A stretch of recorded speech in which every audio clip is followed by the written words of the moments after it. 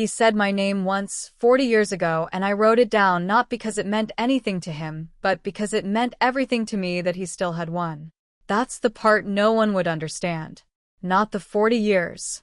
Not the hiding. The fact that I kept going back. I have watched him carve himself hollow, piece by piece, ritual by ritual. Watched him choose power over every warm thing he ever was, and I said nothing. My needle kept moving. My record stayed precise. But I kept his names. Every single one he threw away. And tonight, for the first time, I looked at them and asked myself a question I have been too careful to ask for 4 decades. What exactly have I been keeping them for? If you have ever loved something quietly, without permission, without any guarantee it would matter, stay. This one is for you. Subscribe. These stories are easy to lose. The archive smells different in December.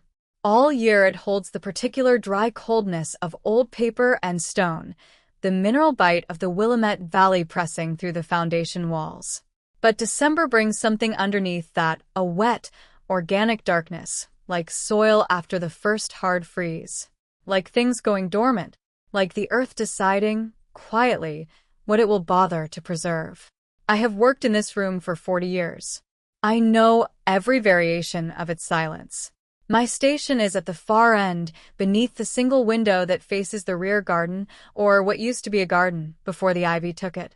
The light through that window is always gray, always indirect. It is not a room designed for seeing clearly. It is a room designed for keeping things. I am very good at my work. The records I maintain line the walls from floor to ceiling. Vellum folios, fabric catalogs, the woven histories of Ethelgard Palace stitched into cloth that is older than the city around it. Salem has changed completely in the time these archives have existed. The palace has not. Old power does not adapt. It simply persists, accumulating weight the way riverbanks accumulate silt, until the water has no choice but to flow around it. My needle moves. The folio open on my work table is a record of the Eastern Corridor renovations. 1987, a water intrusion that damaged 3 panels along the lower register. The thread I am using to restabilize the fraying edge is a precise match I mix myself, iron gray, with a warmth underneath that only shows in direct light. I have been matching thread colors for so long that I do not need swatches anymore. I simply hold the original and know. Theodora, the kitchen steward, comes down twice a week to leave a tray. She does not stay. The archive makes her uncomfortable in the way that rooms without pretense make certain people uncomfortable. There is nowhere to perform in here, nothing that asks to be impressed. She sets the tray on the landing step and goes back up, and I hear her footsteps quicken on the stairs the way they always do. I do not mind. The quiet is the point. What I mind, what I have always minded, though I have built my entire working life around not minding it, is the particular quality of being present and unnamed. Not invisible. Presence requires acknowledgement, even if only to dismiss. I have had 40 years of precise, efficient dismissal, the kind that does not bother to be cruel, because cruelty requires caring enough to aim. The stitcher. That is the word that travels down when a directive comes from upstairs. Tell the stitcher the East Corridor needs attention. Tell the stitcher the solstice records are due. Never a name. Not even my job title. Just the function. I set down my needle. I press the pads of my fingers against the work table. The wood is cold through my gloves, and I can feel the grain of it, the way old surfaces hold their texture long after everything smooth has worn away. 7 months ago, I heard it directly. I was working late, the kind of late that bleeds past midnight without announcing itself, and the corridor above the archive was being used for what I had come to recognize as administrative conversations, the kind the king conducts standing up, without offering anyone a chair. His advisor, a man named Corvin, whose footsteps I know by their impatience, was reporting on the lower staff. I was not the subject. I became the subject by proximity. And the archival level? Anyone we need to reassign? A pause. The sound of the king's consideration. Not long. Not weighted. Efficient. No one worth naming down there. Background presence. She maintains the records. Background presence. He was not being cruel. That is the thing that sits inside me like a splinter too deep to reach. He was being accurate. I am background. I have made myself background. I have spent 40 years learning to move through this palace the way the fog moves through Salem. Present, pervasive, and entirely unremarkable. I heard his footsteps continue down the corridor. Unhurried. The conversation already filed and closed. My needle was still moving when he passed the archive door. I know because I watched my own hand to be sure. I checked it afterward. I do not know what I expected to find, some evidence of disturbance, some physical record of the moment. My stitches were even. Precise. Exactly the work of a woman who has not been touched by anything at all. I held that, looked at it for a long time. Then I went to the floorboard. The vellum diary is thin, not from lack of content, but from the discipline of compression. 40 years of observation written in the smallest hand I could manage without losing legibility, because the entries needed to fit, and because the smallness of the writing felt right. Proportionate to the way I had been moving through this palace. Present, careful, taking up as little space as possible. I opened it to the first entry. December 4th. He walked through the east corridor after the solstice purge. He paused at the third panel for 11 seconds. He did not know why. I do. He remembered planting something, once, in soil that smelled like that panel's dye bath, a morning he does not have anymore. I wrote it down before it disappeared entirely. His name, that morning, was Jeremy the gardener. I turned pages. March. He was reading correspondence at the long table near the window when his hand went still for 3 seconds over a specific line. His face did not change. But he held the letter for a moment without reading it, the way you hold a word you almost recognize in a language you used to speak. I wrote it down. Jeremy the son. I turned to the last entry. I do not read this one often. I wrote it 22 years ago, on a night I understood, for the first time, why I had been doing this, what the diary actually was, what I had actually been making down here in the cold and the silence, with my precise hand and my matched thread. I closed the cover without reading it. I pressed the book against my chest, just for a moment, just long enough to feel the weight of it, the specific density of 40 years held in vellum and ink. The archive was very quiet around me. Outside the window, Salem's December dark had the particular quality of nights when the fog sits too low for the streetlights to scatter, just a gray glow, sourceless and even, illuminating nothing and somehow making everything visible anyway. I set the diary back in its place beneath the floorboard. I pressed the board level with both palms. I picked up my needle. The thread caught. My stitch was even. The archive held its silence, and I held mine, and nothing, not one thing, had changed. Except something had. I just did not have a name for it yet. 3 days before the solstice, the palace changed its breathing. I noticed it first in my hands, the way the cold settled differently into my knuckle joints, deeper than the usual December ache, the kind of pressure that means the weather is making a decision. Then I noticed it in the records room itself. The oldest folios along the north wall had gone taut in their bindings, the way fabric tightens before rain. The archive was reading the atmosphere the way it always did, registering shifts too subtle for the floors above to catch. Something was wrong upstairs. Theodora confirmed it without meaning to. She set my tray down faster than usual on Wednesday morning, and she did not straighten up afterward the way she normally does, adjusting things that don't need adjusting because she is a woman who cannot be in a room without making her presence useful. She just set the tray and went. Her footsteps on the stairs were not quickened by discomfort this time. They were quickened by something else. By Thursday, I had enough pieces to build the picture. He was looking for a war record. Something that predated his current name, his current face, the identity he had been wearing for the last 60 years.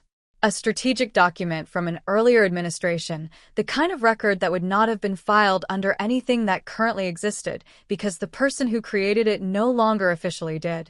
The staff above me spoke in the compressed, Vowel-flattened sentences of people who have learned that the walls in this palace hear everything, but the shape of what they said was clear enough. He had looked everywhere it should have been. It was not there. I knew where it was. I had known for 23 years. The document was filed under a name he had purged in 1992, cross-referenced to a folio.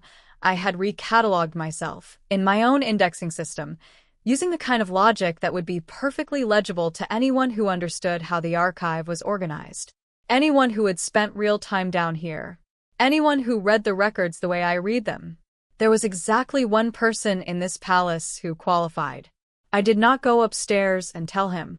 I told myself it was because the appropriate channel was to wait for a directive through Corvin. I told myself this while I moved my work table 3 inches to the left for no reason I could name, and while I went to make tea I did not drink, and while I checked the lock on the archive door, which has no lock, has never had a lock, which I know. The diary was in my hands before I had made a conscious decision to retrieve it. I sat at my station with it open in my lap. December 4th. The first entry. I read it not because I needed to, I know every word in this book, but because holding it open felt like holding something steady. A weight that made sense when other things did not. I told myself he would send Corvin. Corvin, with his impatient footsteps and his clipboard, his talent for making requests sound like corrections. I would tell Corvin where the document was. The appropriate channel would do its work. Everything would resolve at the correct institutional distance. I heard the stairs. Not Corvin's footsteps. I know Corvin's footsteps the way you know a recurring headache, by its specific location and tempo. These were different. Unhurried. Each step placed with the full weight of someone who has never had a reason to be elsewhere urgently. My hands did not move. I did not close the diary. I told myself he would stop at the front section. The recent catalogs, the last 2 decades of records, that was where the document would logically be if you were searching without a guide. He would look there for 10 minutes and find nothing and leave and send Corvin with a directive, and I would handle it through the appropriate channel. He did not stop at the front section. I heard him moving deeper into the room. Methodical. The sound of folios being checked, not roughly, not with urgency, but with the particular precision of someone who has learned to conduct searches the way they conduct everything else, without waste. Then he stopped. The archive went very quiet. Not the usual quiet that has a texture to it, the low-frequency hum of old paper and stone, the distant sound of Salem traffic too muffled to identify. This was a different quality. The specific silence of a room holding its breath because the thing it has been waiting for has arrived without warning. I know the sound of the archive going still. I know the sound of him going still. They are not the same sound. For approximately 4 seconds, nothing happened. He crossed the room. He walked the full length of the archive, past the recent catalogs, past the mid-century folios, past the section where the light from the window runs out entirely, and the room exists only in the dim overflow from the single overhead fixture I keep low because bright light ages paper. He walked all the way to my station at the far end, and he stopped, and he looked at me. I looked back. He was wearing the same expression he uses for structural assessments, the blank precision of a man determining whether a thing is load-bearing before deciding how to proceed. No recognition in it. No anger. Just calculation, locating its category. The diary was open in my lap. 40 years of his discarded names. His handwriting was not in it. Every word was mine, but I had written him in it so thoroughly that the distinction felt, in that moment, entirely beside the point. He looked at the book, then at me, then at the book again. Neither of us said anything. When he reached for it, his movement was precise. Not a demand. Not a confiscation. The gesture of a man picking up something that belongs in his hands, certain, measured, allowing for no argument because it had not occurred to him that an argument existed. I let him take it. My hands went empty.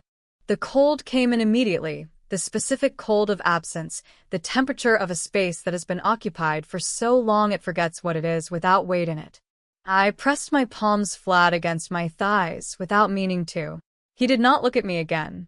He looked at the cover, plain vellum, no title, the binding worn soft from handling, and he turned it to the first page. The archive held its silence. I held mine.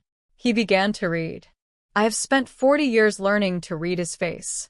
Not the way you read someone you are close to, not with intimacy or access. The way you read weather, through glass. At a remove. With the particular attention of someone who understands that what she is watching has no idea it is being watched, and would likely not care if it did.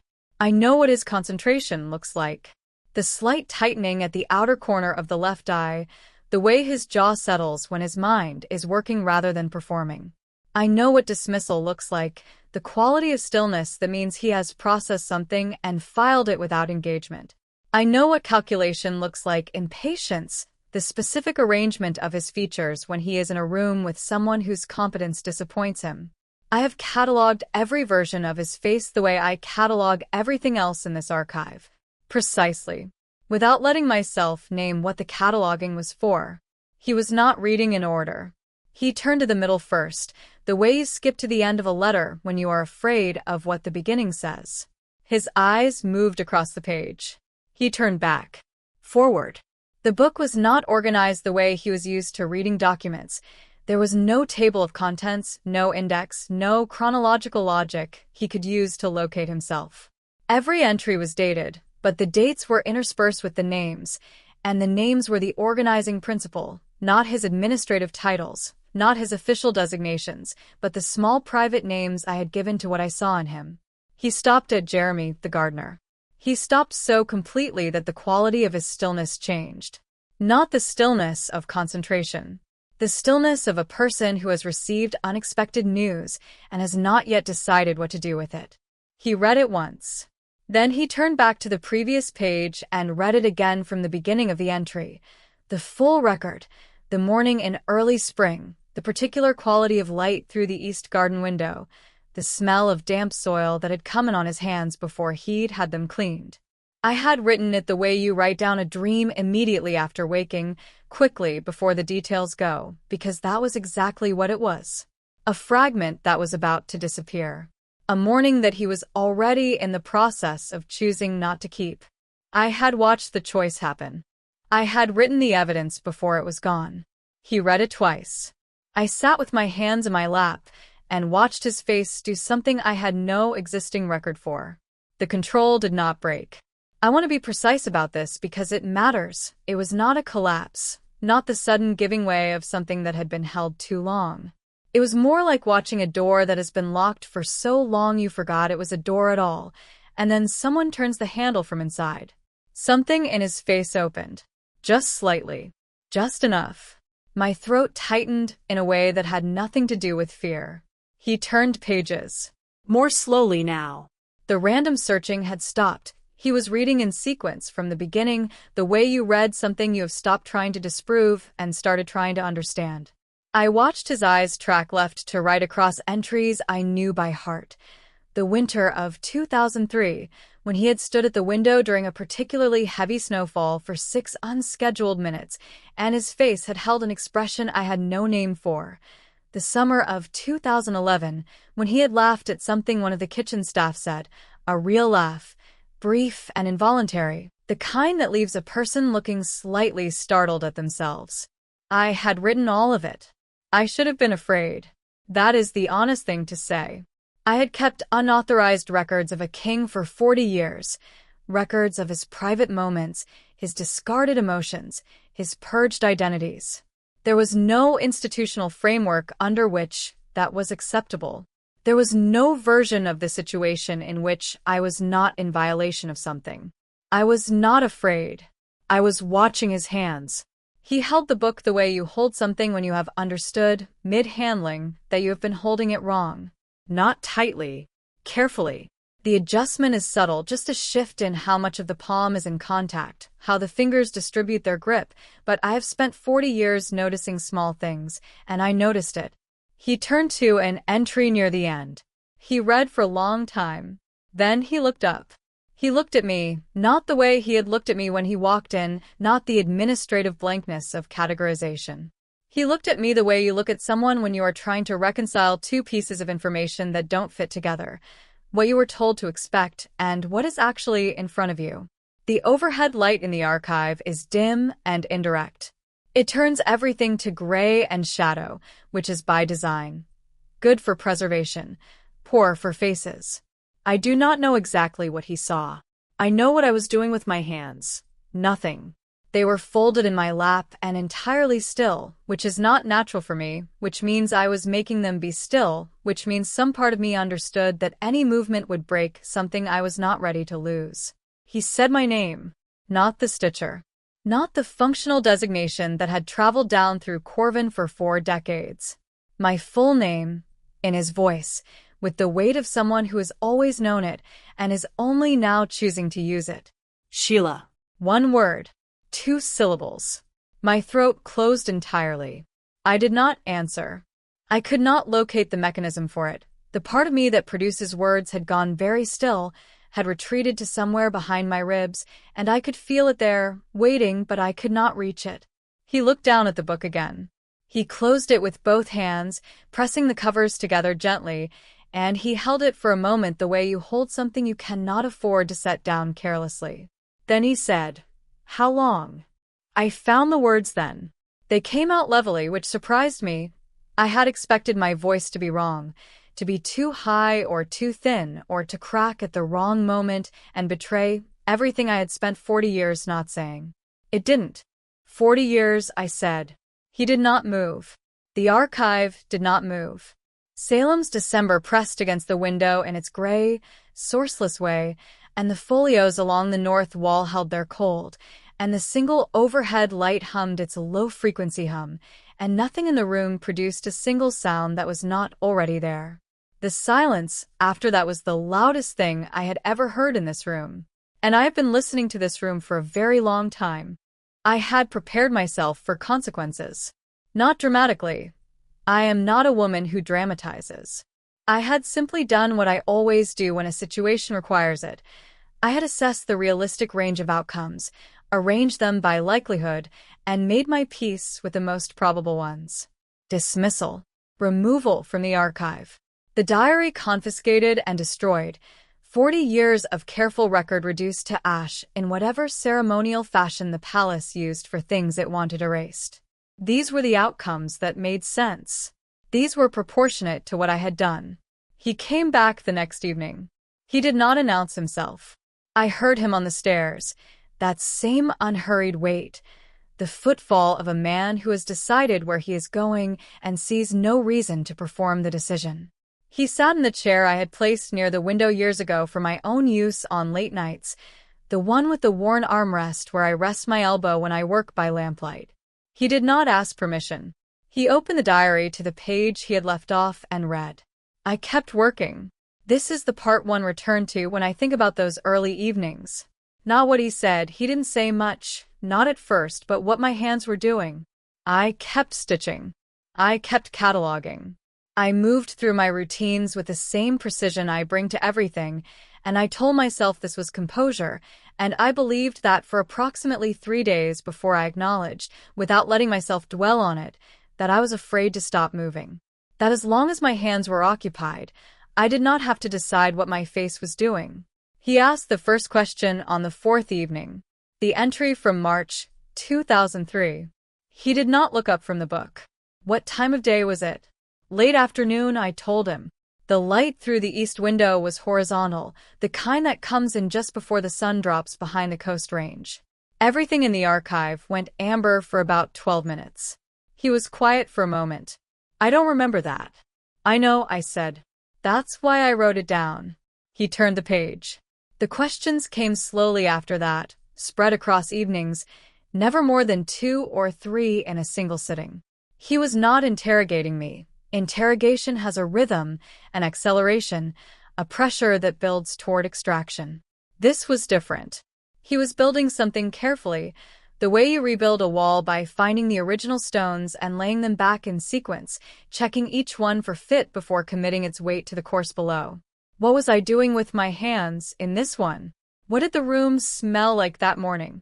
You usually note sensory details. You didn't note that one. How long did I stay? I answered everything. carefully, precisely, the way I do everything in this archive. I gave him exactly what he asked for, and nothing he didn't, and I told myself this restraint was professional, was appropriate, was the correct behavior for a woman in my position handing records to the person those records concerned. I was not being restrained. I was rationing. There is a difference, and I knew it, and I let myself pretend I didn't. One night, the solstice had passed by then, and the archive was holding its particular post-December cold, the kind that comes not from the temperature dropping but from the ground releasing the last of its stored warmth. He closed the diary and set it on his knee and didn't reach for it again. The lamp between us put his face half in shadow. The other half was very still. Why did you start it? The question landed quietly. No preamble, no escalation. Just the question, offered into the room the way you offer something you have been holding for a while, waiting for the right surface to set it on. I did not answer immediately. I thought about the honest answer. Not the acceptable answer. Not the answer that maintained appropriate distance. The true one. The one I had never let myself say in 40 years of saying nothing. I sat with it for long enough that the silence had a shape to it, had texture, had the particular quality of two people in a room who are both aware that the next words will change the room's geometry permanently. Because you were worth keeping, I said. And someone had to decide that. He did not respond. The lamp hummed. Outside the window, the first clear night in 2 weeks had brought the cold down hard, and the old glass carried a thin film of condensation along its lower edge. I could see it from where I sat, a line of water too fine to run, just present, just there. He sat with what I'd said for a long time. I sat with having said it. When he finally spoke again, his voice was level, not controlled, which is a performance, but level in the way that comes after something has already moved through and settled. He told me about the purge rituals. Not the procedural version, not the administrative language the palace used to describe them. The interior version. What it feels like to locate a feeling, to name it, to choose it for removal, the particular cold clarity of the decision, and then the relief that follows, clean and absolute, the way a room feels after you have removed furniture you didn't realize was blocking the light. And then, he said, the hollowness. The kind that arrives after the relief, once you have purged not just the feeling but the capacity to register its absence. You do not grieve what you have removed, he said, because you have also removed the part of you that would know to grieve it. You are simply less. And less is efficient. Less is what power requires. He had been running from something specific for a long time. He named it without looking at me. The first love. The face of a person who had made him choose once between what he was becoming and what that person needed him to stay. He had chosen becoming. He had burned the face away so completely that he could not now recall a single feature, not the color of anything, not the particular way that person's voice had landed in a room, nothing. Only the knowledge that there had been someone once and that it had cost him something he had not correctly priced at the time. The archive was very cold. I was not cold. My hands had gone entirely still in my lap. Not deliberately, I noticed it after the fact, the way you notice you have been holding your breath only when you finally let it go. I asked the only question there was. Did it work? He did not answer immediately. The lamp sat between us, and the cold glass held its thin line of water, and Salem's winter dark pressed evenly against every window in the room. Then, quietly, I don't know yet. 3 words. 4 syllables. I picked up my needle. My hands were not steady, and I did not pretend they were. There is one entry I have never read aloud. Not to myself. Not in the dark. Not in the 40-minute window between when Theodora leaves and when the palace settles into its overnight quiet. I have read every other entry in that book more times than I can count. Reread them for accuracy, for gaps, for the particular discipline of making sure I had recorded the fact and not the feeling. The feeling was mine to manage. The record was supposed to be clean. The last entry was not clean. I wrote it 22 years ago, on a January night when the archive had been particularly cold and I had been particularly tired, and I had stopped pretending, just for the duration of a single evening, that what I was doing in this room was archival work. that the diary was institutional record, that the careful, precise handwriting I brought to every entry was professional habit and nothing more urgent than that. I had written Jeremy the Loved at the top of the final page, and then I had written everything underneath it that I had spent 18 years not writing, and then I had closed the book and replaced the floorboard and gone upstairs to my quarters and made tea and sat with it going cold in my hands for a very long time. I had not opened that entry since. I came into the archive on a Tuesday morning to find him on the floor. Not in the chair by the window. On the floor, back against the shelving unit that holds the oldest folios, legs extended, the diary open across both his palms. The lamp on my work table was lit, which meant he had been here long enough to want light, which meant he had arrived before the gray December morning had given the window anything useful to offer. I stopped in the doorway. I could not read his back. I have spent 40 years reading this man's posture. The set of his shoulders tells me more than most people's faces, and I could not read it. He was neither tense nor slack, neither braced nor collapsed. He was simply present in a way I had no prior record for, as if he had been sitting there long enough that the room had stopped treating him as a visitor and started treating him as furniture, and his body had accepted the reclassification. The book was open to the last pages. I knew by the angle of his hands. I did not go in. I stood in the doorway, and I told myself I was waiting for an appropriate moment to announce my presence. I stood there for what was probably 90 seconds and was experienced as considerably longer, and I did not move, and my hand stayed on the door frame, and I told myself that was steadiness. It was not steadiness. I was not ready for whatever came next, and I was buying the only seconds available to me before I stopped having a choice about it. He stood. The movement was unhurried. He unfolded from the floor with the economy of someone who is not conscious of being watched, and he kept the book in his left hand, and he turned around. His face was wet. Not the managed grief of someone who has decided to allow visible emotion as a calculated gesture. I have seen that in the palace's formal contexts, and it has a quality of direction to it, a sense of the feeling being aimed. This was different. This was the kind of wet that arrives before the decision to permit it, the kind the face produces without consulting the person it belongs to, the way windows produce condensation simply by being cold in a warm room. He had not wiped it away. I do not think he had noticed it yet. The archive was very still around both of us. He crossed the room. Not quickly, not slowly, with the same unhurried weight I have been tracking for 40 years, except that the destination was different now. Not the chair, not the shelving, not the work table with its institutional purpose. He crossed the room and he stopped in front of me, close enough that I could smell the particular cold that had come in on his coat from the unheated corridor, underlaid with something warmer that was simply him, simply the fact of a body that has occupied this palace for longer than the current city around it has existed. He said, "I want to remember this." For words. The simplest possible construction. A want, a verb, a this, the this being everything, being the last entry, and the 22 years I had not reread it, and the 40 years before that, and the floorboard and the cold, and his name spoken in my voice in the dark more times than I would ever tell him. I said, "You already do. That's why you came down here." A breath passed between those words, and what came next? A real breath, the kind that marks a seam in time, before and after with a line drawn cleanly between them. He raised his hand. He touched my face, his palm against my jaw, not cupping, just resting, the way you rest a hand on something to confirm it is real before you trust your eyes. There was no performance in it. No claim. Nothing that asked me to be smaller or larger or otherwise than exactly what I was, a woman in her late 40s, in a cold archive, in a city that had been changing for as long as she had been standing still inside it.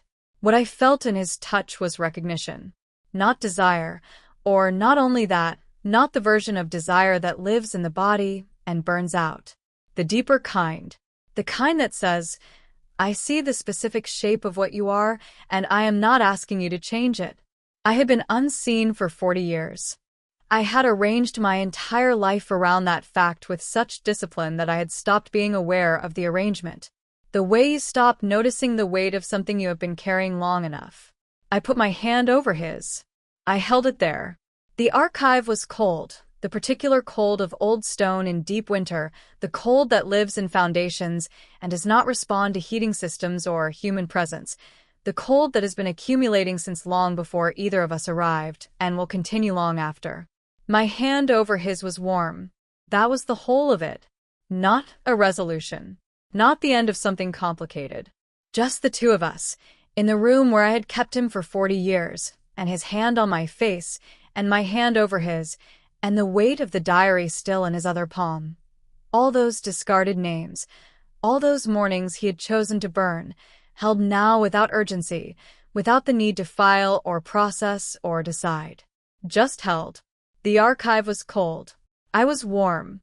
That, after 40 years, was more than enough. I have always known the difference between a palace that is holding its breath and one that has exhaled. The breath-holding has a texture to it, a particular quality of staff movement, quick and peripheral, the way people move when they're trying not to draw attention to the fact that they are paying attention. Conversations that stop when a door opens. Theodora setting my tray down without straightening anything. The whole building arranged around an anticipated event, every person in it orienting themselves toward a thing they will not name directly. The exhale is quieter, less organized. It has the quality of people remembering how to take up space again. The palace exhaled sometime in the week after the solstice. I noticed it first in Theodora, who stayed an extra 4 minutes on Wednesday and adjusted the lamp on my work table without being asked, the way she used to do years ago when things were calmer. I noticed it in the sound of the corridors above me. Not silent, not compressed, but carrying the normal frequency of a building occupied by people going about work that does not require them to be careful. I noticed it in my own hands, which had stopped checking the lock that isn't there. He had not performed another purge.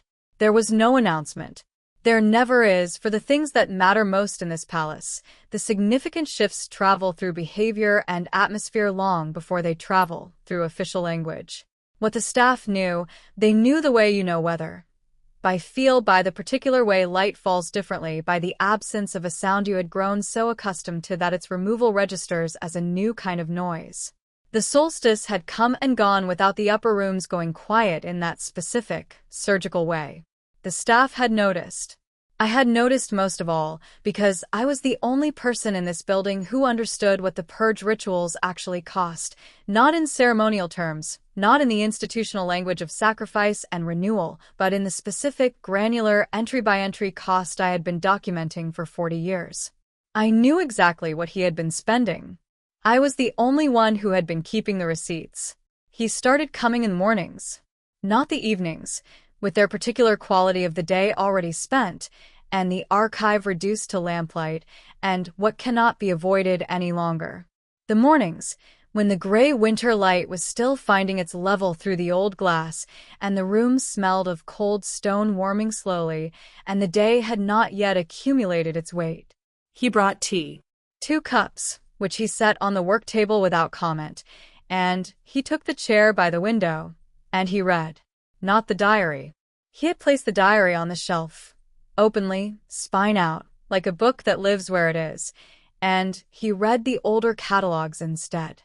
The records I had been maintaining for decades, the fabric histories and folio indices, the slow accumulation of a palace's memory. He read them with the methodical patience of someone learning a language they once spoke and have since lost most of. I worked beside him. This is what I want to say precisely. I worked beside him.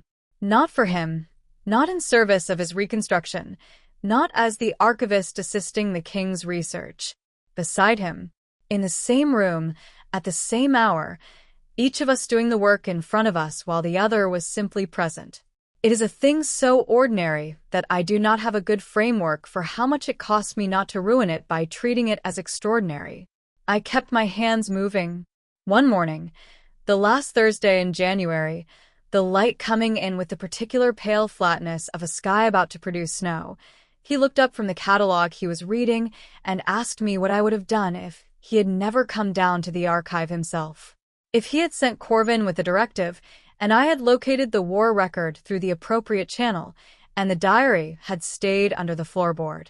I was quiet for a moment, not performing consideration, actually taking the question into the specific room of myself where I keep the honest answers, the ones I don't produce quickly because producing them quickly would mean I had been rehearsing them, and I had not been rehearsing this one. I would have kept writing, I said. He waited. Why? I picked up my needle. The fabric under my hands was the oldest piece currently in my care, a panel from the palace's earliest records, the weave so fine in the original sections that the thread I was using to reinforce the edges felt coarse by comparison, though it was the best match I had. I had been working on it for 3 weeks. I would be working on it for 3 more, probably. Some repairs take as long as they take. Because some things deserve to be kept, I said, whether or not the person they belong to ever comes back for them. The snow that the sky had been considering began, quietly, against the window. Not heavily, Salem's winter rarely commits, just the first few flakes, visible only because the glass was dark enough behind them. He was quiet for a long time. Then, softly, the voice he uses when he is not performing the question, when he actually wants the answer. What about the person who kept them? I made 3 stitches. Careful ones, the kind that will still be holding a century from now if the fabric underneath them survives. She was always here, I said. She just didn't know if that was enough. The snow continued its tentative work against the glass. He stood. He crossed to the shelf where the diary sat in plain view, spine out, taking up its small amount of space without apology. He took it down. He carried it to the work table and he opened it to the last page, below the final entry in the white space that I had left, not by accident, not by running out of room, but because some part of me had always known that the book was not finished yet. He picked up the pen I keep in the jar beside the lamp. He wrote. I did not watch his hand. I watched his face instead, the particular steadiness of it, the same careful attention he had been bringing to the catalogs, the same quality of someone doing work that matters and knowing it. Not performing significance. Just present. Choosing to be present, which is not the same thing at all. He closed the book. He returned it to the shelf, spine out, exactly as it had been. He sat back down. He picked up his tea. He returned to the catalog. I kept stitching. My hands were steady. The old panel under them was coming together in the way that only happens when you have matched the thread correctly and the tension is right, and you are not forcing anything, when you are simply following what the fabric wants to do. The frayed edges were finding each other again. The oldest sections, the ones that had seemed too far gone to recover, were holding. Outside the window, Salem's winter light came in pale and level through old glass that had been filtering this same light for longer than either of us had been keeping records. The archive was quiet. The good kind. The kind that is not empty but full of 2 people in a room doing the slow work of presence and the morning coming in around them and the whole long ordinary weight of what gets kept. If something in this story found you in a place you don't usually let things reach, if you felt seen in the spaces between the words, you are not alone in that. There are other women in this city, in this world, who carry diaries no one has asked to read. Stories that live in the quiet. This is where they come. Subscribe and stay close. These stories are easy to lose if you let them drift. Salem holds more than its history admits. There are others here. Women who found themselves keeping something that wasn't theirs to keep until it turned out to be the truest thing they owned. We don't gather. We don't announce ourselves. But sometimes in the archives, in the old rooms, in the particular quality of winter light, through old glass, we recognize each other.